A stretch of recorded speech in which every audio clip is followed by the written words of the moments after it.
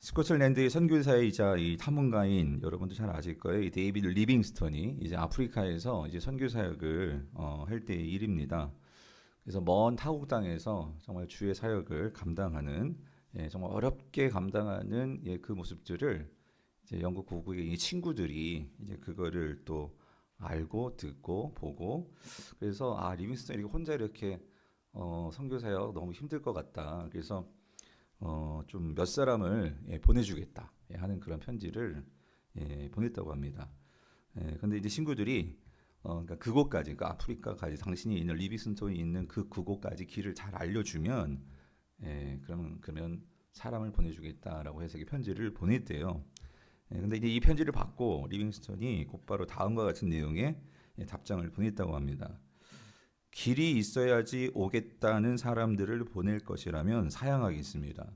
길이 없어도 오겠다고 하는 사람이 있다면 그들을 보내주십시오. 라고 이 답장을 보냈다고 합니다. 사랑하는 성도님들, 오늘 우리가 읽은 이 본문의 내용도 리빙스턴이 지금 요청했던 그런 사람들처럼 그러니까 길이 없어도 어떤 길인지 몰라도 예수님이 탄생하신 곳이라면 그 먼 길을 찾아서 떠나온 그 사람들의 이야기가 이제 오늘 본문에 나오는 이 동방박사 이야기입니다. 그래서 우리가 예수님이 탄생하시던 날 이 동방박사들에 관한 이야기는 너무나 잘 유명한 이야기죠. 그래서 이 성탄의 시즌이 되면 이 본문 정말 샅샅이 모든 부분들을 이제 찾아가지고 절기설교를 하고 목사들 입장에서는요. 그러는 또 성도님들도 이제 이런 동방박사 얘기를 참 많이 듣는데 그러니까 크리스마스와 관련된 여러 가지 성경의 이야기들이 있는데 그 가운데 하나가 이 동방박사의 이야기죠. 자, 근데 여러분 그거 아세요? 이 동방박사들에 관한 이야기는 복음서에서 어디만 나오죠? 다른 복음서에도 나오나요? 그죠? 어디에만 나와요? 이 마태복음만 나오거든요. 그래서 여러분 한번 그거 생각해 보셨어요? 그러면 이 동방박사 이야기가 그러니까 왜 마태복음에만 나오는 것일까? 여러분 생각해 보셨습니까? 그것은 그러니까 마태는 그러니까 예수님의 탄생과 관련된 여러 이야기가 있었겠죠. 근데 그런 이야기들 가운데 특별히 마태는 이 동방박사 이야기를 그러니까 마태는 중요하게 여긴 거겠죠. 그래서 이 이야기를 예수님의 탄생과 관련해서 중요한 이야기로 그가 이제 1장에서는 예수님의 족보와 마리아와 요셉에게 예수님의 나심에 대한 예언한 얘기가 있고 나서 뭐 마리아와 요셉은 당사자니까 그러다 치고 이제 모든 사람들을 상대로 해서 이제 예수님에 관련된 탄생과 관련된 첫 번째 중요한 이야기를 마태가 뭘 꼽았냐면 이 동방박사 이야기란 말이죠. 그래서 그러면 마태는 왜 이야기를 뽑아서 2장에 기록해 놓은 것일까? 강조하는 바가 있습니다. 그게 뭘까? 그래서 여러분 이 예수님의 탄생과 관련해서 마태가 이 동방박사의 이야기를 강조하는 데에는 분명히 예수님의 나심과 다시 말하면 이 땅에 구원자로 오시는 예수님과 뭔가 중요한 연결고리, 중요한 강조점이 있기 때문에 마태는 이 이야기를 선택했다는 거예요. 그래서 우리가 마태복음 1장 21절을 보면 여기서 한 가지 힌트를 얻을 수 있는데 천사가 이제 요셉에게 나타나서 이 예수님의 나심에 대해서 이제 부모된 입장, 이 요셉과 마리아에게 이제 주는 말씀이죠. 뭐라고 말씀하시냐면 아들을 낳으리니 이름을 예수로 하라. 이는 그가 자기 백성을 그들의 죄에서 뭐예요? 구원할 자라는 거죠. 이 예언의 말씀을 주었어요. 자, 근데 여기 한 가지 좀 특이한 표현이 자, 예수가 구원할 자인데 누구를 구원한대요? 어떤 백성? 그냥 백성이 아니라 누구 백성? 자기 백성이라고 했어요. 자기 백성. 그러면 이걸 주의 깊게 보면 이런 질문이 나와야 돼요. 그러니까 누가 자기 백성이냐는 거야. 그러니까 예수님이 자기라고 내 소유, 내 백성이라고 말하는 이 자기 백성은 누구냐는 거죠. 여러분 이 자기 백성은 구체적으로 누구일까요? 유대인일까요? 여러분 누구일까요? 뭐 이방인인가요? 누구인가요? 뭐 한국 사람들인가요? 누구인가요? 그래서 그러니까 마태가 이제 1장에서 이제 이 예수님에 관한 예언을 말하고 그 다음에 2장에서 동방박사의 이야기가 나온단 말이죠. 자, 그랬을 때 이 마태복음의 2장에서 놓고 볼 때, 2장에서 놓고 볼 때 우리가 지금 시간 관계에서 다 읽지 않았지만 1절부터 2장 1절부터 쭉 읽으면 여기 여러 인물들이 나오죠. 뭐 헤롯도 나오고 서기관도 나오고. 근데 이 사람들은 민족적으로 보면 어떤 사람들이에요? 어떤 민족? 유대 민족. 그렇죠? 그러니까 유대 민족은 그야말로 이제 구약부터 따지고 보면은 하나님의 백성이라고 생각했던 사람들이잖아요. 예. 그런데 오늘 이 동방박사 이야기를 전체를 놓고 보면, 근데 이 아기 예수의 나심을 이제 알고 그리고 그 예수께 찾아와서 이 예수를 만왕의 왕으로 믿고 그분께 경배하고 예물을 드린 자들은 우리가 생각해 보면 누가 돼야 되냐면 이 예수님에 관한 나심에 대한 예언도 가지고 있고 구약의 말씀도 가지고 있고, 그래서 오늘 본문에서도 서기관들은 어디서 날지까지 이제 알아냅니다. 그러면 정작 예수님의 나심에 대해서 정말 기뻐하며 찾아와서 경배하며 예물을 드려야 하는 사람들은 헤롯 왕과 서기관들이 돼야 될 것 같은데, 누가 아기 예수의 나심을 기뻐하며 찾아와서 예물을 드리며 경배했느냐? 누가 있죠? 그것도 동방이라는, 유대 땅이 아닌 동방이라는 먼 이국 땅이에요. 그 이국 땅에서 힘겹게 1400km나 되는 이 엄청난 거리를 산 넘고 물 넘고 길이 어디 있는지 모르는데 찾아온 누구라는 거예요? 동방박사들이라는 거죠. 그래서 오늘 이 마태가, 여러분 잘 아시지만 이 마태복음은 유대인들을 향해서 예수 그리스도가 누구시냐, 그 복음을 전하고 가르쳐주는 말씀이 마태복음이잖아요. 근데 이 마태복음에서 마태복음을 열자마자 예수 그리스도의 이 이야기, 탄생의 이야기와 이 시작을 알리면서 마태는 뭘 강조하냐면, 뭘 알려주고 싶으냐면, 누가 예수님의 자기 백성이고 누가 이 구원의 안에 들어오는 하나님의 백성이냐는 거죠. 그랬을 때 이 동방박사 이야기를 통해서 분명하게 우리에게 전해주는 메시지는 이 자기 백성은 단지 유대 민족만이 아니라는 거죠.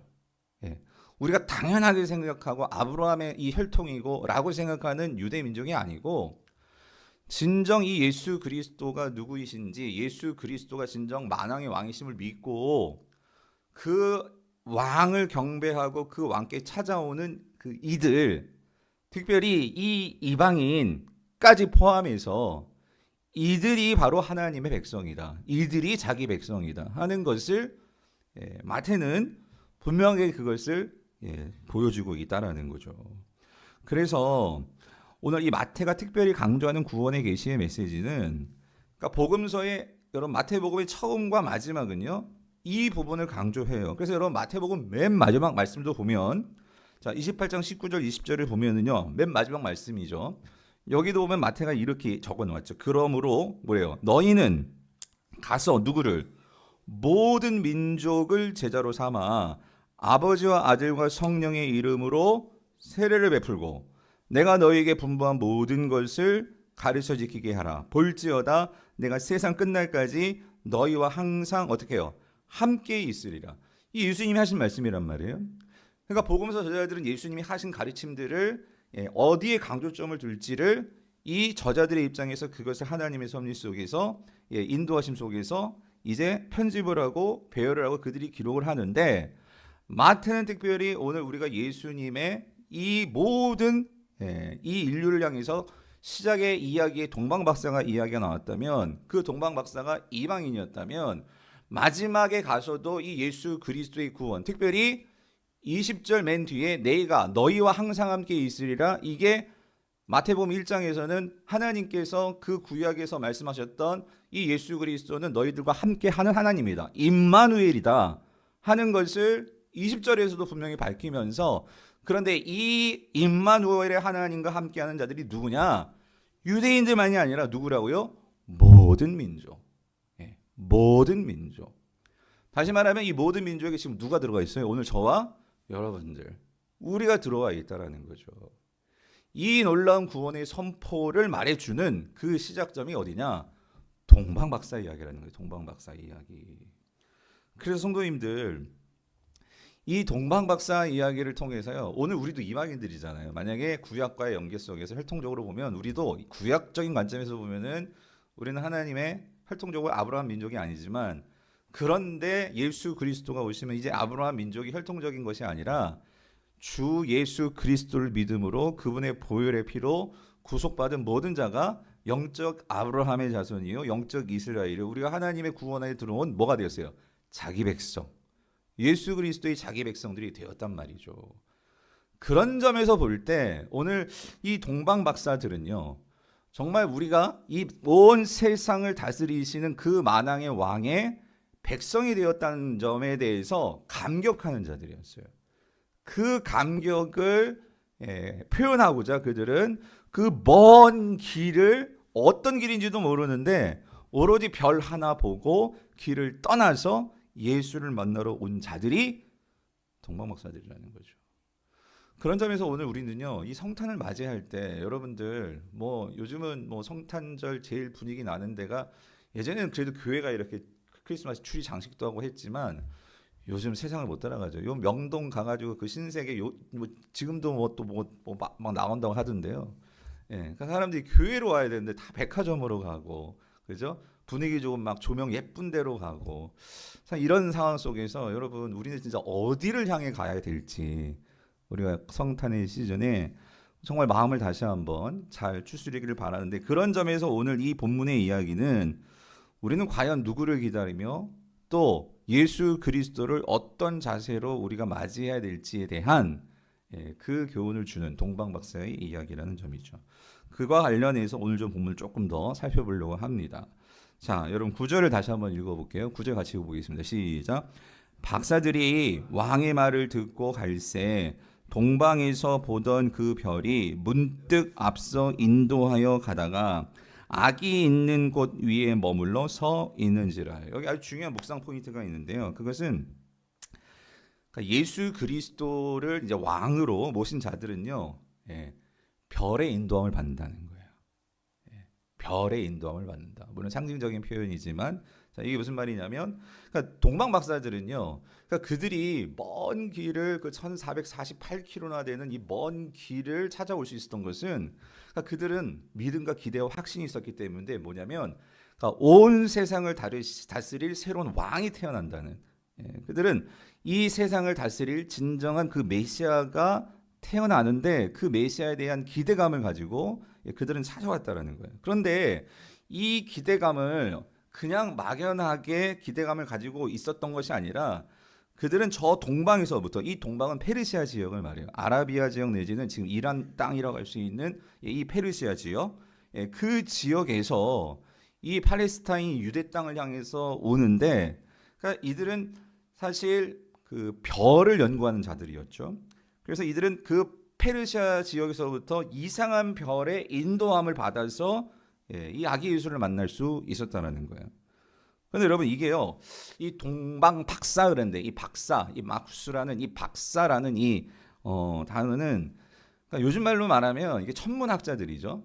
천문학자들인데 이 당시 고대 사회에서 별을 연구한다는 것은 그러니까 천체의 운행을 연구하면서 그러니까 이들은 어떤 신의 계시, 어떤 신의 뜻 이것들을 발견하고 그것을 통해서 세상이 돌아가는 이치 이것들을 맞추고 하는 그러니까 어떤 면에서는 이들은 정말 지식인이에요. 그 당시 고대에서는 요즘으로 말하면은 뭐 점성술가, 뭐 점성술사 이렇게 말할 수도 있겠지만 어찌 됐든 근데 이 사람들은 단지 그냥 점치는 자라기보단 그런 것들을 포함해서 그 당시에 이런 별과 이런 신들의 뜻을 이 계시를 읽어내려고 하는 이런 일들은 반드시 정치와 연결이 되기 때문에 이들은 과학자이면서 또 종교가이면서 또 정치적인 참모이면서 그러니까 이러한 일들을 하는 대단한 사람들이죠.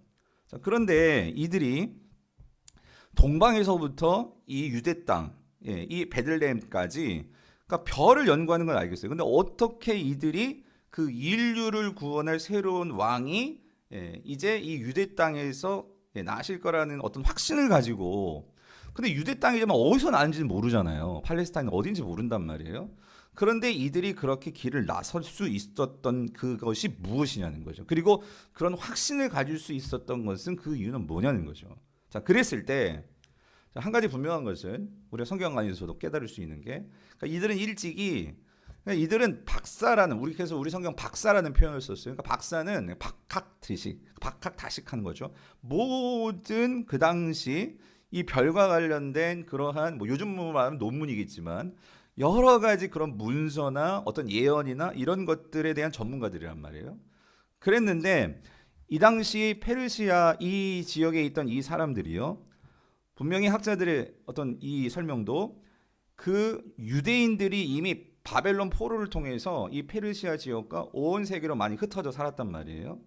그러면서 이 페르시아의 그쪽에도 분명히 유대인들이 있을 것인데 유대인들은 반드시 가는 곳곳마다 그들이 알고 있는 하나님의 이 구약의 말씀들을 번역을 하든지 그거를 암송을 하든지 그거를 서로 전수하면서 이런 전통과 문화가 있었고 이 페르시아에 있던 이 동방 박사들도 분명히 구약의 예언들을 알았을 거라는 거예요. 그런데 그 구약의 예언 가운데 이 별과 관련된 중요한 예언이 있는데 그게 뭐냐면 자, 민수기 24장 17절 말씀입니다. 같이 읽어볼게요. 시작. 내가 그를 보아도 이 때의 일이 아니며 내가 그를 바라보아도 가까운 일이 아니로다. 한 별이 야곱에게서 나오며 한 규가 이스라엘에게서 일어나서 모압을 이쪽에서 저쪽까지 쳐서 무찌르고 또 셋의 자식들을 다 멸하리로다. 이 예언의 말씀이란 말이에요. 근데 여러분 이 예언을 누가 했느냐가 중요한 거예요. 예. 이 예언은 그러니까 이스라엘 백성들이 아직 가나안 땅에 들어오지 못했어요. 물론 이 요단 동편에 있는 모압 지역에 있을 때 그러니까 아직 이스라엘 민족은 있지만 나라를 형성한 때가 아니었단 말이에요. 이게 지금 출애굽 이후에 이제 모세가 이제 죽으면서 이제 가나안 땅에 들어가기 초입 그런 상황 속에서 모압 땅에 있을 때 자, 이게 누가 예언한 거냐면 누가 예언한 걸까요? 누가 예언한 걸까요?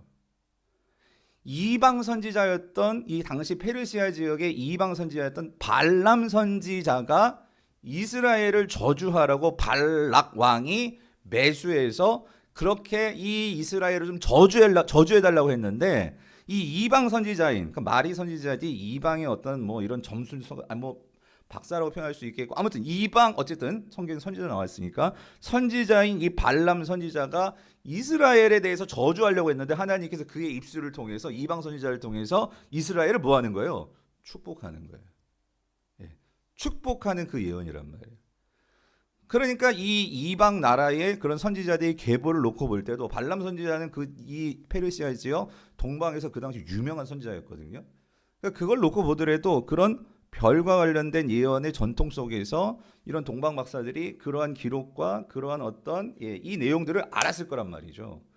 그런데 여기서 중요한 것은 이 발람 선지자가 예언한 하나님께서 이 발람 이방 선지자의 입술을 통해서 이 하나님의 이 이스라엘에 대해서 뭘 예언하냐면 한 별이 야곱에서 나오는데 여기서 한 규가 그랬잖아요. 한 규가 이스라엘에서 일어나서 근데 여기서 이 규라는 게 뭐냐면 이건 권력의 상징이죠.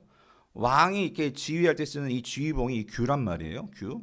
이 규가 다시 말하면 그러니까 한 왕이 나온다 그 소리예요. 결국은 한 왕이 이 이스라엘에서 나오는데 근데 중요한 표현 이거예요.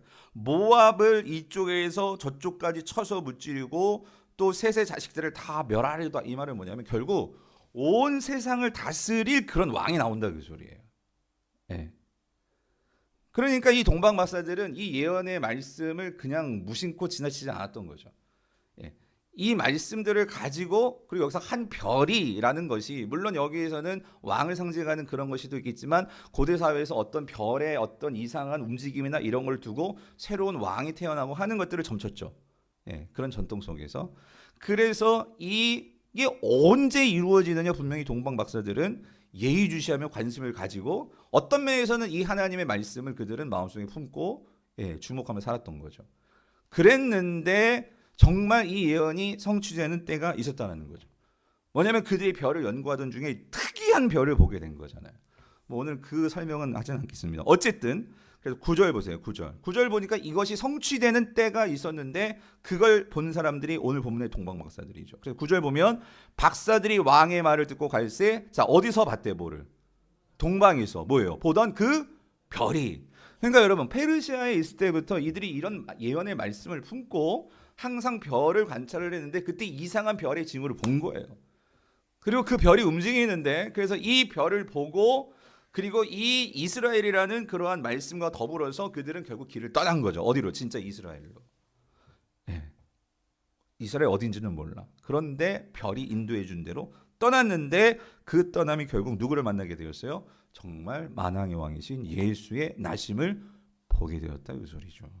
사랑하는 성도님들, 결국 이들을 인도해 준 것은 별이었지만 그 별의 핵심 속에는 말씀이 있었습니다. 예. 예언의 말씀이 있었습니다.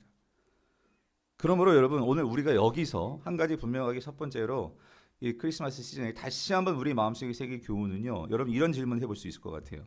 여러분들에게는 여러분의 삶을 인도해 주는 별이 있냐고요. 예.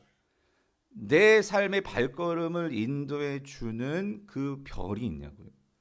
그 별을 따라 여러분들은 오늘까지 그 발걸음을 잘 해 오셨냐 말이죠. 여러분, 분명한 것은 그 어두운 밤하늘의 이 별, 특별히 이 별은요 엄청나게 밝은 특별한 별이었죠. 그래서 누구와 봐도, 그러니까 이 별을 조금 연구하는 사람들은 그 이상한 징후를 보고 그 별을 관심을 갖고 볼 수밖에 없는 그 별이었는데, 여러분 이겁니다. 그 많은 수많은 별들 가운데 어떤 사람들은 그냥 별이네 하고 그냥 별 볼 일 없네 그리고 정말 지나간 사람도 있을 거예요. 하지만 그 별에 대해서 관심을 갖고 그 별을 쫓아오는 사람은 누구를 만났어요? 예수 그리스도를 만났어요. 여러분, 오늘 많고 많은 성도들이 있어요. 오늘 세상에 많은 교회들도 있고요. 세상 사람들은 아예 이 별에 대해서 관심이 없어요. 그런데 오늘 성도들인 저와 여러분들도, 그러니까 여러분, 이상한 별을 보고 마치 우리가 이제 헨리 해성이 다가온다고 그런 뉴스는 있던 것 같던데, 아무튼 그렇게 스치고 지나가는 그 별을 잠깐 보고 지나가는 사람들도 있겠지만, 그 별에 대해서 더 관심을 갖고 연구하는 사람들도 있단 말이죠. 그런데 오늘 저와 여러분들은 적어도 하나님께서 우리에게 이 말씀을 주셨고, 그리고 이 말씀의 예언의 성취로서 예수 그리스도가 오심을 다시 한번 우리가 역사적으로 되새긴 크리스마스를 맞는데, 정말 인생을 걸고 그 먼 거리를 이 별 보고 따라오는 이런 동방박사들이 있었는데, 그것도 이방인들이었는데, 과연 오늘 우리는 예수 그리스도를 정말로 믿고 성령이 우리가 계시는 성도로서 우리가 이 세상을 살아갈 때 우리는 얼마나 그 말씀을 붙들고 말씀을 따라 내 삶을 거기에 걸고 정말 살아가냐 말이죠. 우리는 동방박사의 이야기를 읽으면서 그걸 한번 묵상해 봐야 된다 그 소리입니다. 그래서 여러분, 시편 119편 105절은 말씀하시죠. 주의 말씀은 내 발에 뭐예요? 등이요, 내 길에 뭐예요? 빛이니이다. 그러니까 우리의 삶에 정말 한 치 앞도 모르는 또 2024년도는 어떻게 펼쳐질지 아무도 몰라요. 그리고 내일 일도 모르잖아요. 그런데 우리가 그때마다 이 말씀을 비추고, 그래서 그 말씀을 따라가는 삶이 결국 하나님의 백성, 자기 백성들의 삶이다 그 소리죠. 예수님이 이렇게 말씀하셨죠. 8장 12절 요한복음 뭐라고요? 예수께서 또 말씀하여 이르시되 나는 뭐래요? 세상의 빛이니 나를 뭐하는 자는, 따르는 자는 어둠에 다니지 아니하고 생명의 빛을 얻으리라. 그래서 여러분, 크리스마스가 왜 이 빛 장식을 하느냐? 명동의 신세계 백화점에 모이라고 빛, 그게 아니고요. 사실 진정한 빛은 어디에 모이라는 거예요? 예수 그리스도께. 그렇다고 명동 나가지 말라 그 소리 아니고요, 여러분. 우리가 정말로 그 빛들을 보면서 우리가 진짜 뭘 따라가야 되는지를 봐야 되는 거예요. 근데 진짜 그래서 저희 교회 예산만 정말 된다면 진짜 우리 교회 그 교육관 앞에 도배를 했으면 좋겠어요. 빛으로. 세상 사람들 오고 가면서. 모르겠어요. 여러분 한 10,000원씩 내면 할 수 있을까요? 하여튼 예상이 드니까 못하지만 언젠가는 꼭 한번 해보고 싶더라고요. 적어도 쌍문 3동 사람들은 지나가면서 교회를 보라고. 그냥 한 얘기고요, 여러분. 근데 중요한 건 여러분 정말 그 빛을 보면은요. 그래서 여러분 이 동방박사들은 그 빛을 따라왔는데, 여러분 중요한 거예요. 이 동방박사들이 정말 수지 맞고 축복받은 것은요. 많은 별을 연구하는 사람들이 있었을 거예요. 아마 동방에서 별을 본 사람들이 동방박사뿐이었겠습니까? 분명히 그 나라에 다른 천문학자들도 있었을 거예요. 근데 이들이 이 오늘 본문의 동방박사들이 참 수지 맞고 정말 이들이 축복받은 것은, 그러니까 그들이 정말로 어떤 대가 지불이죠. 정말 그 빛을 보고 또 이 민수기의 예언의 말씀을 알고 그래서 거기에 내 삶을 걸어서 시간을 걸고 물질을 걸고 해서 그렇게 왔는데 정말 누구를 만난 거예요? 그 빛의 실체를 봐야 된다 그 소리예요, 여러분. 빛은 인도해 주는 거였고 그 빛의 실체이신 예수 그리스도를 봐야 된다 그 소리. 근데 이 동방박사들은 그 예수를 봤어요, 못 봤어요? 봤단 말이에요. 그러니까 10절 보세요. 10절에 보면 그들이 별을 보고 어떻게 해요? 매우 크게 기뻐하더라. 이게 무슨 말이냐면 그들이 이렇게 왔는데 어떤 순간에 또 별이 이렇게 안 보이고 그럴 수도 있었겠죠. 날씨가 흐리고 그러면 그럴 수도 있지 않았겠어요? 근데 이 별이 유대 땅에 들어와 가지고 베들레헴에 딱 들어왔는데 거기가 베들레헴에 아기 예수가 있는지 없는지도 몰랐을 거예요. 어찌 됐든 아무튼 들어왔는데 그 별이 또 다시 딱 보이게 된 거예요. 어떤 집 위에서. 그랬을 때 이들이 그 집 안에 그냥 누가 있는 거예요. 그들이 정말 만나기를 원했던 온 세상을 다스릴 메시아. 그러니까 이들이 얼마나 기뻤겠냐고요. 그러니까 크게 기뻐하더라 이 소리죠. 성도님들, 오늘 우리가 가진 이 말씀은요, 결국 우리의 삶을 인도해 줍니다. 우리의 삶을 인도해 줌으로 여러분, 우리의 삶이 잘 되고 성공하고 이런 것도 기쁘지만 여러분 정말 가장 큰 기쁨은 우리의 삶 속에서 누구를 만나는 거냐? 만왕의 왕 대신 예수 그리스도를 만나는 것입니다. 결국 이 성경이 우리에게 가르쳐주고 인도해 주려는 것은요, 우리를 어디로 인도해 주는 거예요? 예수 그리스도께 인도해 주는 것이 이 말씀의 목적이라는 거야. 우리의 삶 속에서요, 돈 찾아도 기쁘지만 여러분의 삶 속에서 나를 정말 나와 함께 하시는, 세상 끝날까지 함께 하신다는 이 예수 그리스도를 내가 진짜 만나게 되면은요, 거기에 뭐가 있느냐? 기쁨이 있다는 거예요. 기쁨이. 이 기쁨을 찾으면 내가 병 가운데 있든 뭐 환난 가운데 있든 실패 가운데 있든 어떤 상황에 있든 그 상황 가운데 나만 덩그러니 던져진 것이 아니고 그 상황 속에서 나와 함께 하시는 만왕의 왕이신 예수 그리스도와 나와 함께 하신다. 여러분 이거를 발견한다면 이게 얼마나 큰 기쁨이겠냐는 거예요. 그런데 여러분 오늘 이 동방박사들은요 그거를 경험한 거예요. 이 기쁨. 그러면 여러분 이 기쁨이 있으면은요 아무리 힘든 인생길이라도 우리가 말씀의 인도하심을 받아서 내가 예수 그리스도와 함께 한다는 이 사실을 분명하게 우리가 경험하고 체험하고 느끼게 된다면 여러분 우리의 삶에는요 기쁨이 없을 수가 없죠. 항상 그 기쁨이 있게 되는 거죠. 사랑하는 성도님들, 여러분들이 이 기쁨을 누리시게 된 저와 여러분들 되시기를 축원합니다. 특별히 이 성탄에 우리는 이 기쁨을 회복할 수 있게 되기를 간절히 축원합니다. 자, 그래서 이 기쁨에 겨워서 이제 이 동방박사들이 예수 그리스도를 만나는 바로 그 순간. 그래서 11절 보면은요. 집에 들어갑니다. 예, 집에 들어가서 우리 같이 한번 읽어볼게요. 시작. 아기와 그의 어머니 마리아가 함께 있는 것을 보고 엎드려 아기께 경배하고 보배합을 열어 황금과 유향과 몰약을 예물로 드리니라. 그러니까 자 보세요. 그 별이 인도한 게 이 지금 동방박사들은 누가 태어난다는 걸 알고 있어요. 세상을 다스릴 만왕의 왕이 태어난다는 것을 알고 있어요. 근데 여러분 적어도 세상을 다스릴 만왕의 왕이면 적어도 어떤 곳에서 태어나야 될까요? 그냥 상식적으로 생각하면 뭔가 좀 왕궁이든지 여러분 좀 뭔가 그래도 좀 그런 좀 뭐 귀족의 집이라든지 뭐 그럴 수 있지 않겠어요?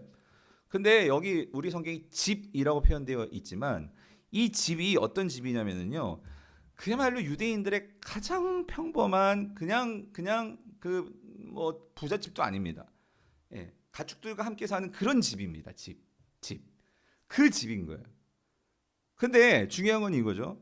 만약에 우리라면 그러니까 뭐 예를 들어서 뭐 단기 선교를 가든 우리 갔을 때 막 정말 이렇게 그 단칸방에 막 이런 곳에 가면 우리는 잠깐 왔다 갔다고 하지만 이런 곳 별로 그런 곳이 마음에 내키거나 예, 전혀 이 만왕의 왕과 어울리지 않는다는 생각에 여기가 아닌 것 같아. 예? 그리고 우리는 발걸음을 돌릴 수도 있을지 모르겠어요.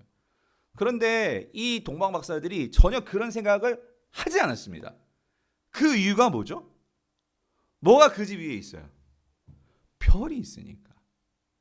여러분 이게 아주 중요한 거예요. 우리가 인생을 살아갈 때 우리가 많이 헷갈리고 흔들릴 때가 있어요. 이건 아닌 것 같아. 예? 그리고 내 마음이 그걸 하기가 싫어. 예. 내 경험과 내 어떤 생활의 어떤 스타일 방식은요. 왜냐하면 너무나 세상이 좋은 것들을 많이 봤거든요. 그러니까 그러니까 이건 결코 성공이 아닌 것 같아. 이건 실패야. 영락없이 실패야. 여기서는 어떻게 여기서 만왕의 왕이 나올 수 있겠어? 우리가 이런 생각을 하기 쉬워요. 근데 중요한 건 그 집에 뭐가 있다고요? 별이 있다는 사실이에요. 여러분 그게 말씀의 인도함입니다. 예. 오늘 이 동방 박사들은요, 딴 생각을 하지 않았어요. 이 집에서 태어난 이 아기가 만왕의 왕이라는 확신할 수 있었던 것은 그 집 위에 뭐가 떠 있어요? 별이 있었단 말이에요. 여러분 이게 인생을 확신 있게 살아갈 수 있는 자의 모습이라는 거예요. 예. 동방에서부터 인도해 줬던 별이 그 집에 머물러 있기 때문에 이 동방 박사들은요, 딴 생각을 할 필요가 없었어요. 이 분이 성경이 예언한 바로 그 메시아다. 확신을 가질 수 있다는 거예요. 자신의 신념이 아니에요. 말씀대로 모든 일이 성취되어지는 이 확신을 가질 수 있는 그 근거가 있었단 말이에요. 그랬을 때 이 동방 박사들이 그 집에 들어가서, 그 남루한 집이었어요. 그런데 그 집에 들어가서 이들이 첫 번째로 그 아기께 한 게 뭐냐면, 자, 뭘 했대요? 뭘 했대요? 경배했다는 거예요, 여러분. 그 경배하는 단어에 동그라미 치시고, 여러분 이 단어 너무 중요해요. 이게 무슨 말이냐면, 이게 이 헬라어로 프레스케네오라는 뜻이 뭐냐면요, 이 프리스케네오가 그러니까 예배하다 그런 뜻이 예배하다. 그러니까 여러분 이 프리스케네오라는 이 경배하다라는 단어는요, 이게 참 의미심장한 게, 여러분 이건 아무한테나 쓰는 단어가 아니에요. 이거는 이 헬라 문화권에서 생각하면 이건 신을 예배하거나 경배하거나 그럴 때 쓰는 단어가 이 프리스케네오예요. 이 프리스케네오가, 그래서 여러분 보세요. 예수님의 제자들도 예수님을 경배했다라는 이 표현이 나오기까지는요, 엄청 시간이 걸렸어요. 예. 왜냐하면 예수를 이해해야 되니까. 예. 그냥 다 보세요. 랍비로 부르고 선생님이 이렇게 부르지, 프로스케네어라고 부르면서 경배하는 데는 시간이 걸렸어요. 그런데 놀라운 건 지금 동방 박사들은요, 바로 첫 대면에서 그 예수께 뭐 했다고요? 프로스케네어. 뭐 했어요? 경배했다는 거예요. 여러분 이게 뭘 보여주는 걸까요? 그러니까 여러분 이겁니다. 이 동방 박사들은, 그러니까 이게 사실은 이게 하루아침에 나온 게 아니죠. 그 동방에서부터 그 말씀을 품고 그들의 삶을 살았고, 그리고 그 별을 보면서 이 모든 과정 속에서 사실은 이 모든 것을 섭리하시며 주관하시는 누가 계셨던 거예요? 하나님이 계셨다는 거예요. 하나님이. 예. 그 하나님이, 여러분 동방 박사들 진짜 뭘 알고 경배를 하겠습니까? 그런데 그 별을 따라 정말로 이 예수 그리스도께 경배할 수 있던 것은 그들이 정말 이 놀라운 하나님의 도우심, 그리고 하나님의 그 섭리가 깔려 있는 거죠. 그 안에서 예수를 경배하며 이들은 자기 백성이 된 거예요. 하나님의 백성. 여러분 우리도 마찬가지예요. 여러분 우리가 진짜 뭐 예수님을 정말 확실하게 완전히 다 이해해서 우리가 예수님을 예배하게 됐습니까? 사실 알고 보면 이 모든 것이 하나님의 뭐예요? 인도하심과, 예? 하나님의 섭리와 뜻 가운데, 그래서 우리가 지난 시간에 봤잖아요. 로마서. 창세전부터 하나님의 그 계획 속에서 여러분들을 이곳에 갖다 놓으려고, 그러니까 사실 여러분 이 동방 박사를 갖다 놓은 것은 어떤 면에서는 그들의 관심도 있었지만, 이 모든 것을 합력하여서 결국 이들이 그 고생하면서 여기에 갖다 놓으신 분은 사실 그들의 발로 왔지만, 여러분 누구의 열심과 누구의 일이 있었던 거예요? 하나님의 열심과 하나님의 그 일하심이 있었다라는 거죠. 여러분 우리는 이 사실을 잊으면 안 된다, 그 소리입니다. 오늘 저와 여러분의 삶 속에서도 우리가 이 예수님을 경배하기 위해서 이 자리에 모이신 거잖아요. 예배하기 위해서 모이신 거잖아요.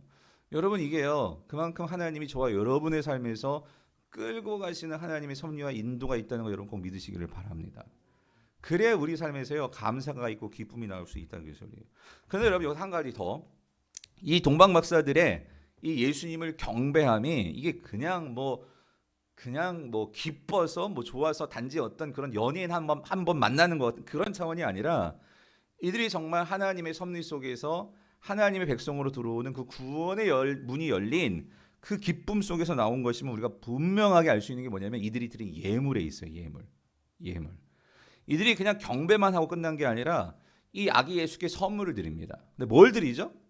자, 보배합을 열어. 이 보물상자를 말하는 거예요. 거기 뭐가 있었어요? 황금, 유향, 몰약이라는 예물을 드립니다. 네. 여러분 이게 뭘 보여주냐면, 자 여러분 사진 한번 보세요. 이게 황금, 유향, 몰약인데, 자 이 황금 보이시죠? 이 유향, 몰약인데, 그러니까 보배합은 보물 상자를 말하는 거예요. 상자를 열어서 이 귀한 예물을 드렸습니다. 근데 이걸 뭘 보여주냐면, 그러니까 여러분 이거 보세요. 이게 그러니까 그 당시 값비싼 그 당시의 물품인데, 그러니까 이들이 이걸 어디부터 준비해 온 거예요? 동방에서부터 준비해 온 거예요. 그죠? 그러니까 이들은 그러니까 이게 그냥 단지 뭐 한번 연예인 보고 끝나는 어떤 그런 신기한 뭐 콘서트에 와서 막 열광하다가 돌아간 그 정도가 그게 아니고, 이들은 정말 내가 정말 그 별이 인도하는 만왕의 왕, 세상을 다스릴 만왕의 왕을 만난다는 그러한 감격과 그러한 기대감 속에서 준비한 것이 있었다 그 소리예요. 예. 그게 이 예물들이란 말이죠. 그래서 다시 말씀드리지만 이 예물은 그 당시 고대 사회에서 정말 값비싸고 정말 중요한 그러한 존귀한 이 물품들입니다. 근데 저는 이걸 보면서 또 한 가지 이런 질문이 들었어요. 근데 여러분 그 당시 값비싼 그러니까 돈 나가는 값비싼 그 물건이 요 세 가지만 있었겠습니까?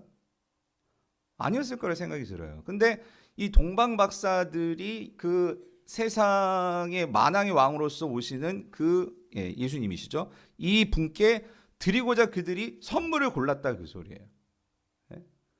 이번에도 우리 단기팀이요 항상 가면 그 여러분들 후원해 주신 분도 있고 아무튼 뭐 우리 부모님들도 있고 하니까 어쨌든 뭔가 감사를 표현하기 위해서 막 선물들을 막 고를 때 막 얼마나 신경을 쓰는지 몰라요. 여러분 그렇잖아요. 누군가 내가 감사하는 분들께 선물을 하려면 그냥 시장 가가지고 아무거나 그냥 사가지고 그냥 줍니까? 정말 감사할 사람이 있다면 얼마나 고민하면서 여러분 그러지 않아요? 선물을 안 해보셨나요? 예, 그렇죠. 그렇죠, 주사님. 예. 그러니까 이분들이 얼마 동방 박사들이 고민하면서 골랐겠냐고요. 근데 그런 게 세 가지가 뭐냐면 황금과 유향과 몰약이란 말이에요. 예. 자, 근데 여러분 놀라운 게 뭐냐면 이 세 가지 이 물건들, 이 세 가지 물품들에게는요, 사실 생각해 보면은요, 그것이 담고 있는 의미가 성경적으로 성경 속에서 놓고 볼 때 사실 이 동방 박사들이 그 의미를 알았는지 몰랐는지 모르겠어요.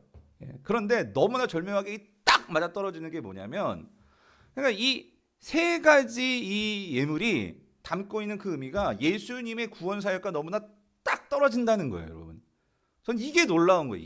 이게 설명을 드리면 이렇습니다. 여러분 황금은요.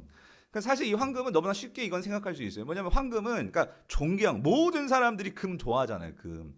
근데 이 금은 뭐 세상 왕들도 그 당시 대부분의 왕들은요 자신의 관을 뭐로 만들어요? 금관으로 만듭니다. 그러니까 왕들이 주로 들고 있는 뭐 그런 규나 혹은 왕실의 이런 모든 뭐 화려함에 있어서 극치는 다 뭐로 도배하냐? 왕들은 거의 그 궁궐을 금으로 도배를 하고, 그죠?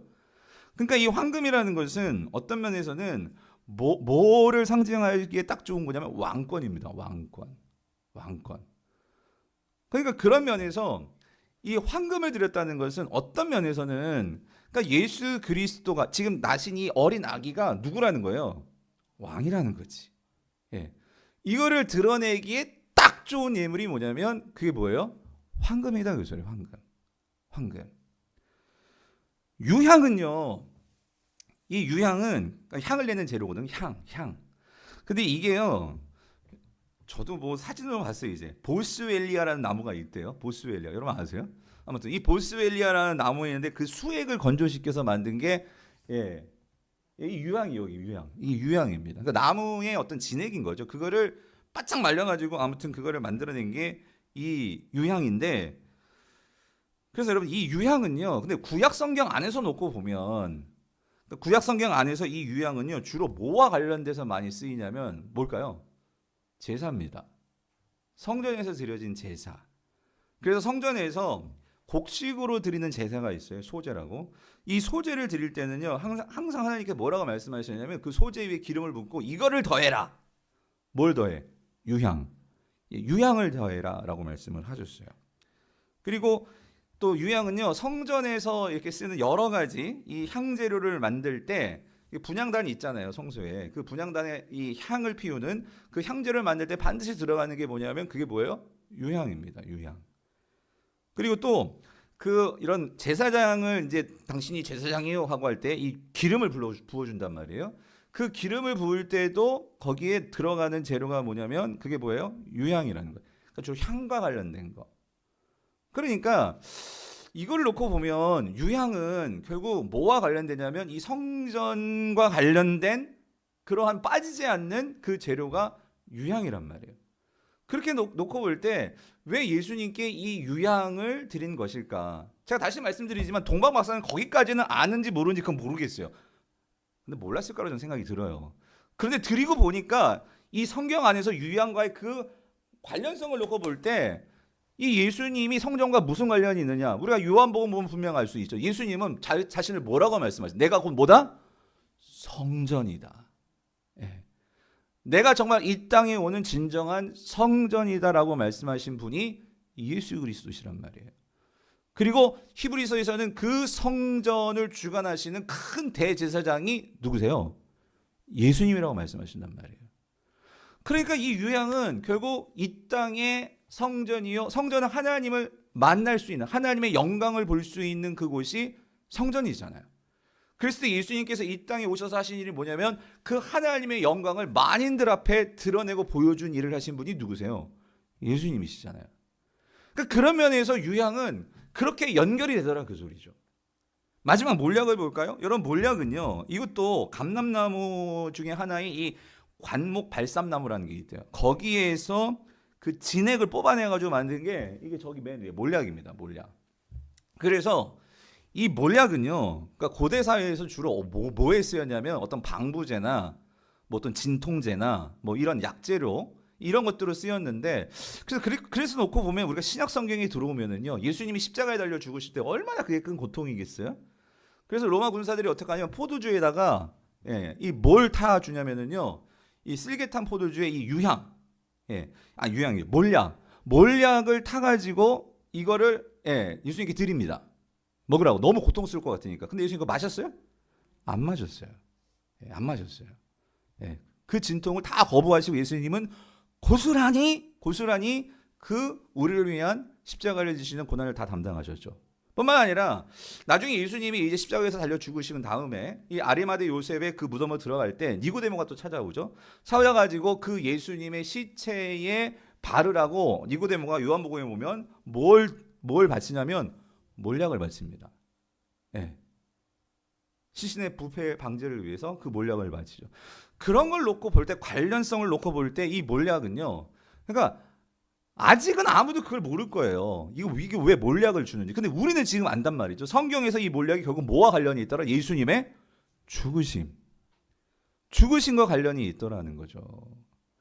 그럴 때 여러분, 저는 이걸 보면서 성경이 이런 거구나. 여러분, 우리는요, 그 당시에는 동방 박사들이 이걸 다 알고 세 가지를 골랐다? 아닐 거예요. 그들은 그냥 너무나 기쁘고 너무나 그 만왕의 왕을 내가 만나게 된다는 기쁨에 그냥 많은 존귀한 것들 가운데 세 가지를 골랐을 거예요. 근데 하나님은 그 마음을 받으셔서 이들이 특별히 이 세 가지의 마음에 가게 하셔서 그거를 골라서 예수님께 바쳤는데, 결국 나중에 보니까 이 세 가지는 결국 뭐를 다 상징하는 거예요? 예수님의 구원 사역과 관련된 모든 것들이었다는 거죠.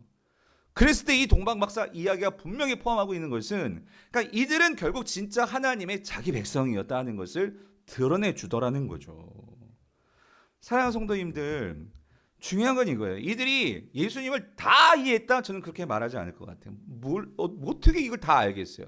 그런데 여러분, 그럼 우리는 뭐 예수님을 다 알고 천국과 지옥을 다 알고 뭐 완전히 다 알고 신앙생활을 하는 거예요? 아니잖아요. 그런데 중요한 건 이거라는 거예요. 이들은 그 많은 동방에 있는 박사들 중에서도 특별히 이들은 그 하나님이 보내실 만왕의 왕 예수 그리스도에 대한 그 인도하는 별을 보고 이들은 그냥 지나친 것이 아니고 그 예수를 경배할 마음을 가졌고 그 경배할 마음을 표현하고자 하는 그런 선물을 준비했고 그런 마음을 가지고 찾아왔는데, 결국 그들의 마음들을 하나님은 받으시고 이걸 통해서 오늘 저와 여러분들에게는 이러한 놀라운 구원의 문이 열렸으며, 하나님께서 그러한 자기 백성의 이런 유대인들 뿐만 아니라 오늘 저와 같은 이방인 부족한 저희들도 다 포함시키셔서 우리를 구원하시는 이 예수 그리스도를 드러내주고 계시더라는 거죠. 여러분, 동방박사들이 이거 없었으면 우리가 이런 걸 어떻게 알겠어요? 그런 성도님들, 오늘 이 동방박사의 이야기는 우리에게 분명하게 얘기해 주는 건 이거예요. 누가 하나님이 진정한 백성이냐고요. 우리가 본문을 다 읽지 않았지만 여러분, 유대인 중에 유대인이라고 하는, 특별히 유대에서는 가장 힘과 권력을 가지고 있는 헤롯 왕, 예수님께 바친 게 있어요? 아무것도 없어요. 누구보다도 예수 그리스도가 어디서 날 것까지 맞춰낸 대제사장과 서기관들 예수님께 찾아왔어요? 눈치고 꽃배기도 안 보였어요. 그런데 정말 예수님에 대해서 그 단지 구약의 예언의 말씀 그거 하나 붙들고 어딘지도 모르는데 그 별의 인도함을 따라서 찾아왔던 이들은 그 기대감을 가지고, 그 정성스러운 마음을 가지고 그 주님께 나왔을 때, 그래서 그들이 보배압을 열어서 이 예물을 드릴 때 그 하나님은 이들을 통해서 예수 그리스도의 구원을 이미 계획하셨던 것들을 지금 다 공개하진 못하지만 이런 예물을 통해서 그런 의미들을 감춰 놓으셨지만 그것들을 드러내고자 하는, 그것이 이 동방박사들의 예물을 통해서 우리에게 드러났고, 그리고 그 구원이 하나씩 성취됨을 하나님은 예수 그리스도를 통해서 이루어 가셨다는 거죠. 우리의 인생이 나만 알고 나 자신만을 위해서 그렇게 살아가는 인생이 있을 뿐더러 오늘 그 하나님의 이 거대한 계획 속에서 그 한 부분에 같이 주님과 함께 인생을 살아가는 그런 자들이 있다면 여러분 어느 편에 서시기를 원하시냐고요. 사랑하는 성도님들, 오늘 우리도 이제 예수 그리스도의 나심을 맞이하는 이제 성탄을 맞습니다. 그렇다면 적어도 우리가 성도라면 우리는 어떤 마음으로 이제 아기 예수 나심 12월 25일 우리가 그 성탄을 맞이해야 될까? 정말 동방박사들처럼 우리도 그 예수를 경배하기 위해서 우리가 성탄을 맞이하는 거냐? 아니면 정말 세상 사람들처럼 뭐 해피 홀리데이 하면서 우리의 만족, 우리의 기쁨, 우리의 즐거움, 뭐 우리의 낭만, 이렇게 크리스마스를 그렇게 이용해 먹을 것이냐? 여러분 적어도 우리는 그렇게는 안 하겠죠. 그래서 여러분 우리가 매년 우리가 교회에서 하는 게 이 19만 원의 기적이라는 거죠. 여러분 이 19만 원의 기적을 그냥 해도 되고 안 해도 되고 우리는 그렇게 생각하지 않으셨으면 좋겠어요. 우리 교회는 하나의 좋은 전통과 이런 동방박사들의 아름다운 모습을 이어가자는 취지로 19만 원의 기적을 합니다. 그래서 모든 성도님들에게 한 분께 19만 원의 기적을 19만 원을 드리려면 예산이 범위가 크기 때문에 안 되고, 그래서 교회가 적어도 우리가 특별히 이 순모임에는 그래서 이 19만 원을 들여서 이 금액을 가지고 우리가 주변에 어떤 그러한 사랑이 필요하고 따뜻한 위로가 필요하고 한 그런 이웃들을 찾아보자는 거죠. 마치 동방박사들이 그 별을 가지고 아기 예수 나신 곳을 찾아 헤맸던 것처럼 우리도 그런 심정으로 이 사역에 동참해 보자는 거죠. 그래서 여러분 왜 19만 원인지 여러분 한번 생각해 보셨어요? 왜 19만 원이냐? 여러분 19만 원이요. 그래서 한국 사람들 그런 게 있더라고. 19만 원 주면은요. 어때요, 여러분? 20만 원 만들고 싶은 마음이 있잖아요. 그렇지 않아요? 그게 19만 원에 담겨 있는 전략에서 쓰면 전략. 만 원 좀 채우시라고 순모임에서든지 여러분 각자 개인이. 근데 여러분 이게요 의미가 있어요. 동방박사들의 예물에 의미가 있듯이 여러분 19만 원은 교회에서 여러분들께 드려요. 순모임에 드려요. 이거는 하나님께서 아기 예수 그리스도를 우리에게 주신 거는요 값없이 우리에게 주신 큰 선물이에요. 맞죠? 그런데 그 선물에 동방박사들의 작은 예물은 뭐예요? 그들의 마음이 담긴, 그래서 그들이 그 예물을 드렸기 때문에 우리가 이런 예수 그리스도의 그 구원의 의미들을 더 묵상하고 생각할 수 있는 거리가 생기는 거 아니겠어요? 그러니까 19만 원이 어떤 면에서 하나님의 사랑을 상징한다면 예수 그리스도의 이 선물을 생각한다면 1만 원은 1만 원이 아니라 그 이상이 될 수도 있겠지만 보통 우리 성도님 더 이상 하시더라고요. 그것은 우리들의 마음을 담는 거죠. 예. 그랬을 때 19만 원과 1만 원이 합쳐졌을 때 놀라운 기적을 이루게 되더라는 거예요. 근데 여러분 이거 생각해 보셨어요? 여러분 예수님이요 탄생하시고 나서 그리고 나서 여러분 정말 뭐 해피엔딩으로 쭉 나가는 게 아니라 그렇게 끝나겠으면 좋겠는데 그게 아니라 예수님이 태어나시고 나서 어떤 일이 벌어집니까? 헤롯이 완전히 미쳐버립니다. 내가 왕이 돼야 되는데 뭐 새로운 왕이 태어났다고? 그래가지고 뭐 온 세상을 다스린다고? 그래가지고 어떤 일이 벌어집니까? 이 헤롯이 미쳐가지고요 유아들을 다 살해하라는 명령을 내리잖아요. 그래서 여러분 마태복음 2장 13절을 보세요. 그래가지고 급히 천사가 다시 요셉에게 나타나서 이러한 말을 줍니다.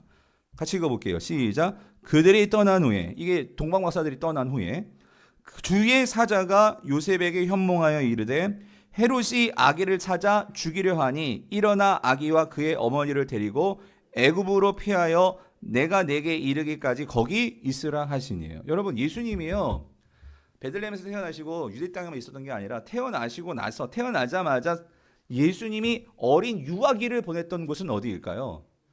애굽입니다. 애굽이에요. 여러분 아시고 계셨어요? 애굽으로 피신을 가요. 그래서 그 어린 시절을, 다시 말하면 헤롯이 죽을 때까지 그 어린 시절을, 그러니까 유아기 때를 애굽에서 보냅니다. 이걸 요즘 말로 말하면 천사가 나타나가지고 요셉 보고 뭐라는 거예요? 너 있잖아, 애굽으로 이민가. 애굽으로 이민가라는 거예요. 피해서 살아라는 거예요. 그럼 질문, 여러분 지금도 그렇지만 이때는 안 그랬을까? 여러분, 이민 가면 이게 그냥 공짜로 될 일이에요? 가서 살 집도 구해야 되고 뭐 세간살이 구해야 되고 뭐가 필요해요? 돈이 필요하잖아요. 여러분, 이 돈이 어디서 나왔을까요? 어디서 나왔을까요? 이게 하나님의 놀라운 섭리라는 거예요. 이게 기적이라는 거예요. 뭐냐면 왜 동방 박사들이 이 선물을 드렸냐고, 값비싼 선물을 드려야만 했냐고. 그들은 이거 몰라요. 그냥 아기 예수의 그 태어나신 감사하면서 기뻐하면서 예물 드렸는데, 학자들도 그거예요. 어떻게 애굽 생활을 버텨낼 수 있었을까? 이 요셉과 마리아에게 뭐가 있었어요? 황금과 유향과 뭐가 있었어요? 몰약이 있었다는 거예요. 이거 팔아서 생활비 했겠죠, 여러분. 성도님들, 이게 기적이라는 거예요. 그러니까 여러분, 19만 원의 기적은 뭐 우리는 그게, 여러분 솔직히 20만 원, 19만 원이 얼마나 큰 돈이겠습니까? 그런데 여러분, 누군가에게는 하나님의 사랑과 우리의 사랑이 덜어졌을 때, 그것이 누군가에게 전해졌을 때에는 19만 원이 그 사람들의 평생을 책임주지 못해요. 동방 박사들의 이것들이 예수님의 가족의 평생을 책임져 주지 못했을 거예요.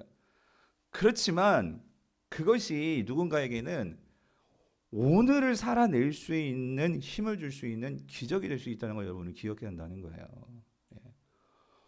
우리가 그렇게 마음을 모아서 오늘 이 동방박사 같은 마음으로 이 19만 원의 기적을 한다면, 여러분 저는 분명히 하나님께서 우리의 이 마음을 받으셔서 하나님께서 더해 주시는 은혜가 있다면 누군가에게는 분명히 그것이 뭐가 된다고요? 기적이 될 줄 믿습니다. 그래서 여러분, 예수님이요 마태복음 25장 40절에서 이런 말씀을 하셨어요. 내가 진실로 너희에게 이르노니 너희가 여기 내 형제 중에 누구에게 지극히 작은 자에게 한 것이 곧 누구에게 한 거예요? 내게 한 거다. 여러분, 우리가 크리스마스를 맞이할 때마다 이 19만 원에 우리가, 이 교회가, 강북 우리가 하는 목적은요, 우리가 찾아야 할 이웃은 그들이 곧 누구이기 때문이에요? 예수 그리스도이기 때문이에요.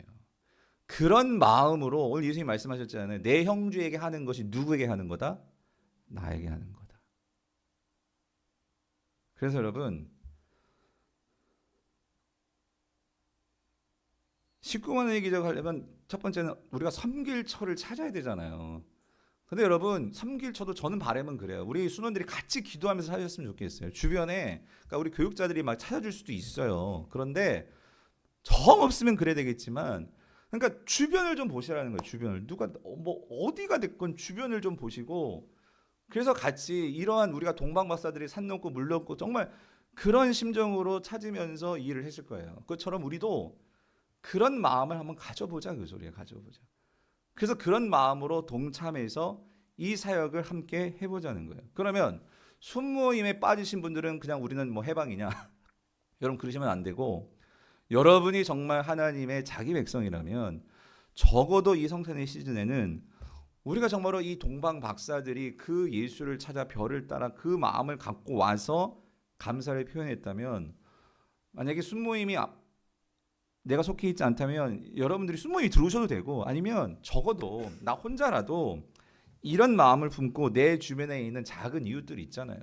그게 뭐 아파트 사시는 분들은 경비원일 수도 있고, 뭐 청소하시는 뭐 아주머니일 수도 있고, 뭐 택배하시는 분들일 수도 있고, 누가 됐건 우리가 이 성탄의 시즌에 내가 만나는 먼 이웃도 있을 수 있겠지만, 그런 이웃들에게 이러한 주님을 경배하는 이 말씀대로, 예수님은요 왕이신데 우리에게 원하는 거는요, 그런 그 섬김을 이 작은 이웃에게 하는 것이 곧 내게 하는 것이다. 주님께서 우리에게 이 말씀을 주셨다면 우리가 정말로 이 말씀을 가지고 작은 그 이웃들에게 우리의 마음을 나눈다면 여러분 성탄은요 더욱 더 따뜻해질 줄 믿습니다. 바라기는 우리가 이 성탄절을 이제 보내면서요 우리 모든 교회가 강북 우리 공동체 안에 있는 우리 모두가 이 놀라운 성탄의 기쁨과 감격과 감사와 이 은혜가 우리의 이 경배를 통해 흘러넘치는 이 은혜를 누리시는 저와 여러분들이 있기를 주님의 이름으로 축원드립니다.